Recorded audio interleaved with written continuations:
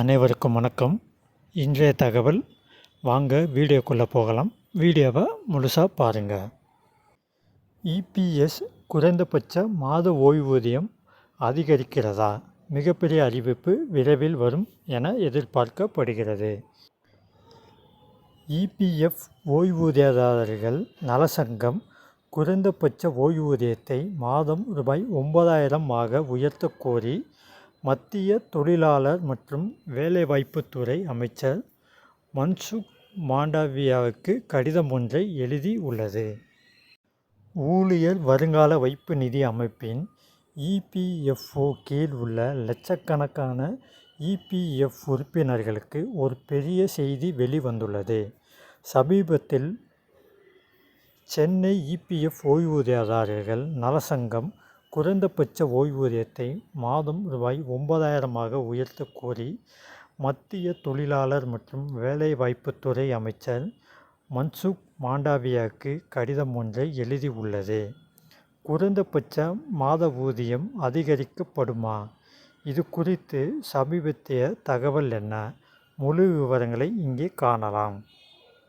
Minimum monthly pension தற்போது இபிஎஃப்ஓவின் கீழ் உள்ள இபிஎஃப் உறுப்பினர்களுக்கு இபிஎஃப் மெம்பர்ஸ் ஊழியர்களின் ஓய்வூதிய திட்டம் எம்ப்ளாயி பென்ஷன் ஸ்கீம் 1995 கீழ் குறைந்தபட்சம் 1000 ரூபாய் ஓய்வூதியம் வழங்கப்படுகிறது.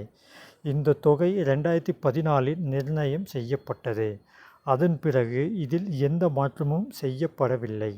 நாளுக்கு நாள் அதிகரிக்கும் பணவீக்கம் மற்றும் வாழ்க்கை செலவை ஆகியவற்றை கருத்தில் கொண்டு ஓய்வூதியத்தை உயர்த்த வேண்டும் என தனியார் துறை ஊழியர்களிடமிருந்து தொடர்ச்சியாக பல கோரிக்கைகள் வந்த வண்ணம் உள்ளன.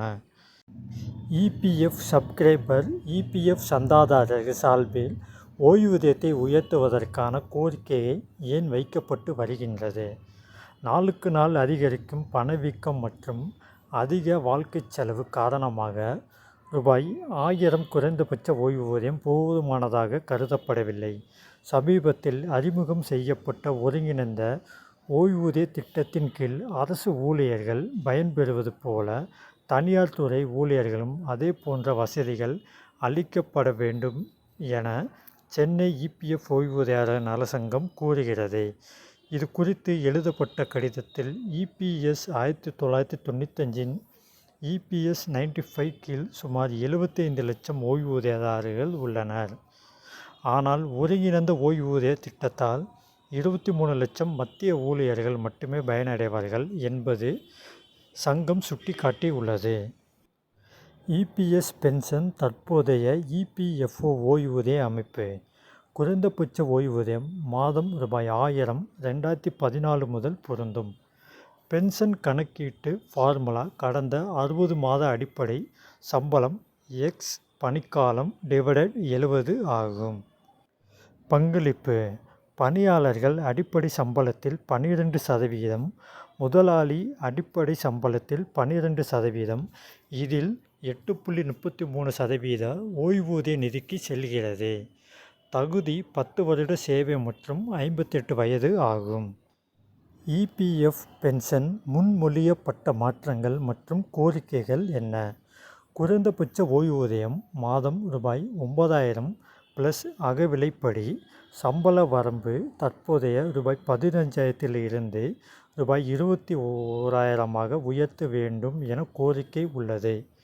ஓய்வூதிய சூத்திரத்தில் திருத்தம் ஊழியர்கள் அதிக பலன்களை பெற முடியும். அகவிலைப்படியை சேர்த்தல் விலைவாசி உயர்வை சமாளிக்க இது ஏதுவாக இருக்கும் என குறிப்பிடப்படுகிறது.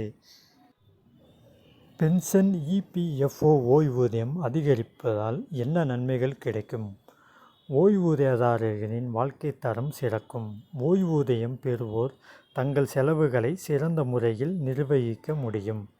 நிதி பாதுகாப்பு முதுமையில் நிதி பாதுகாப்பு கிடைக்கும். சமநிலை அரசு மற்றும் தனியார் துறை ஊழியர்களிடையே ஓய்வூதிய பலன்களில் உள்ள இடைவெளி குறையும்.